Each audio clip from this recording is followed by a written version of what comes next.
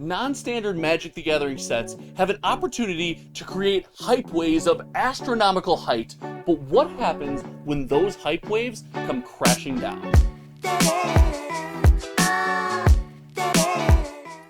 Phyrexia All Will Be One is the standard Magic the Gathering set that is supposed to follow what I believe is the perfect product in Dominaria Remastered. And as the hype train is at an all-time high, it's important for us regular consumers and enthusiasts to ask ourselves the right questions before we engage in this product. So today, I am going to kind of break down the couple questions that I'm personally going to be asking before I YOLO into Phyrexia. I'm going to look to answer some of those questions, and I'm actually going to give my hottest Magic the Gathering take that I've ever done on YouTube. So please don't crush me in the comment section when you hear it.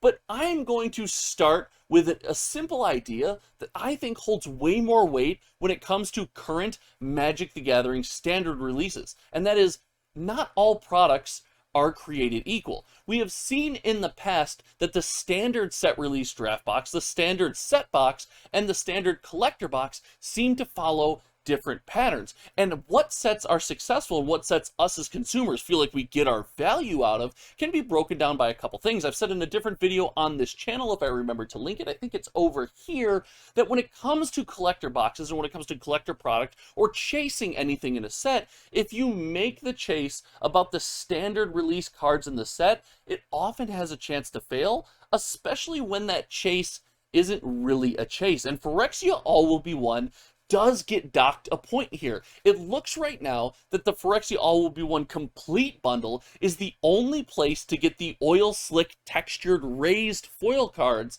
and how that's going to break down is in these complete bundle. When you get your set packs, you get your foil cardboard box that comes with it, you're going to get a pack of cards. That pack of cards is going to contain 10 of the foil oil slick lands and 2 of a set of 20 random Majestics from the set that are going to come in this special oil slick raised treatment.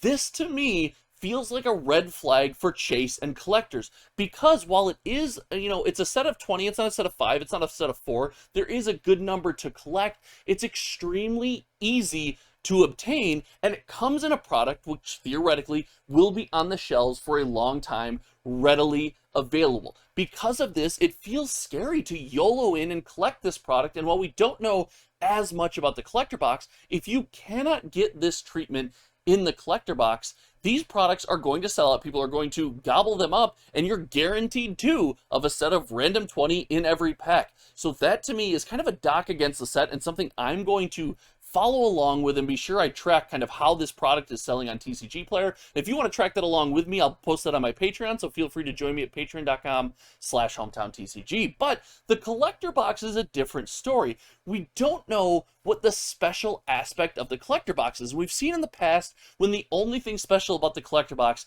is special treatments of the cards inside. See no farther than Streets of New Capenna. We have a problem buying that product and really finding value in it as a community. So as we watch this complete bundle for these oil slick treatments, we want to watch the news and see what changes are coming with the collector box. Do we have serialized cards? Do we have a real chase in this product?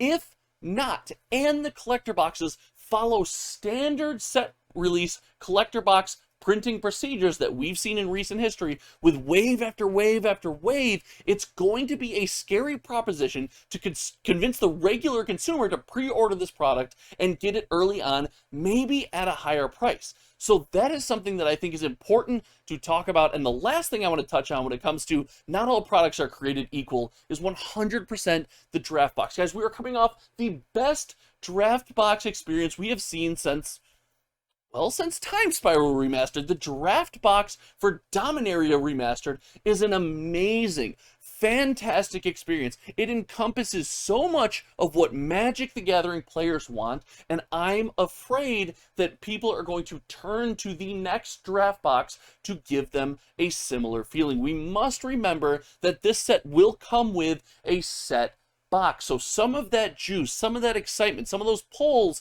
will be pulled out of the draft box theoretically and placed into the set box at a higher rate. This is going to dilute the cards that we pull, make us feel less special about them, and that means the draft box is not going to hold as much value. Now, the draft box will always hold cool value, and as you know, I'm collecting draft boxes from every set because I think it's going to be amazing to turn back time one day, open all these cards, draft them with my friends, and kind of relive this moment in Magic the Gathering's history. But this actually brings me to the next big question that us consumers and us enthusiasts must ask ourselves before we engage with Phyrexia All Will Be One. And that's, if we choose to buy the complete bundle, we buy the collector box, we buy the draft box, what are these products for? Where are the cards going to go? Coming off the back of Dominaria Remastered, we have seen an all reprint set, reprinting some uncommons, even rares, maybe some commons that have never gotten a reprint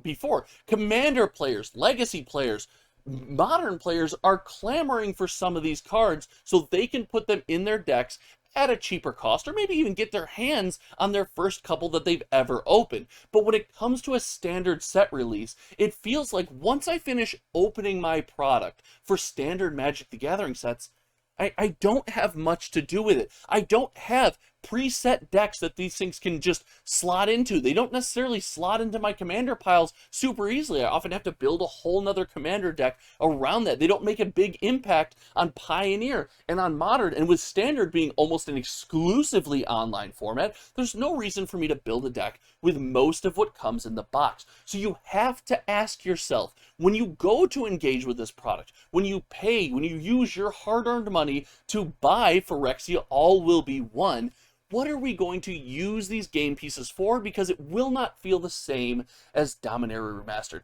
And this leads me into what I think has caused this weirdness in standard Magic the Gathering sets. And it feels like standard Magic the Gathering sets are currently being printed for Commander. We're seeing tons and tons of legendary creatures and big mana value cards and flashy things that are seemingly for commander piles. Heck, we're often seeing commander sets thrown in to standard Magic the Gathering sets. And what happens here, most of the magic that comes from most of the magic that comes from sets like Dominaria Remastered, from Timespire Remasters, is it's cards that we engage with, that we love to play, and we choose to put in our commander decks, not because you tell us they're for commander, but because we have a fond memory of playing them. They're powerful cards that we've always enjoyed, and we want to relive the experience of casting them over and over again. So I truly think if we want to find a way to rip ourselves from this cycle, we have to find value and find a reason for standard Magic the Gathering sets, whether it's always limited play, whether it's bring back paper standard, which I don't know if you can do, or whether it's expanding some kind of new format that we haven't thought of yet. But what I do know is printing standard Magic the Gathering sets as pseudo commander sets and printing cards for commander specifically in those sets is not something I enjoy. I really think that dilutes the standard set. I think it forces commander players into a weird box instead of letting them express themselves with cards that they've always enjoyed casting, guys. But most importantly, you and I are the average consumer, so I want to hear from you. When it comes to hearing some of these thoughts about Phyrexia All Will Be One, how will you be engaging with the set? What are you looking forward to? And what are you a bit hesitant about, guys? If you're new to the channel, thank you so much for hanging out. If you like the vibe, the most important thing you can do is share this video with a friend or group of friends. I think these conversations in our community are extremely important. If you haven't yet and you like what you're hearing here, make sure you click the subscribe button, guys. I'm racing to 5,000 subs. I didn't realize the turn would be this impressive. I'm so happy. Thank you all so much for hanging out. Until next time, you guys know me. My name is Josh, and I will see you around. Goodbye.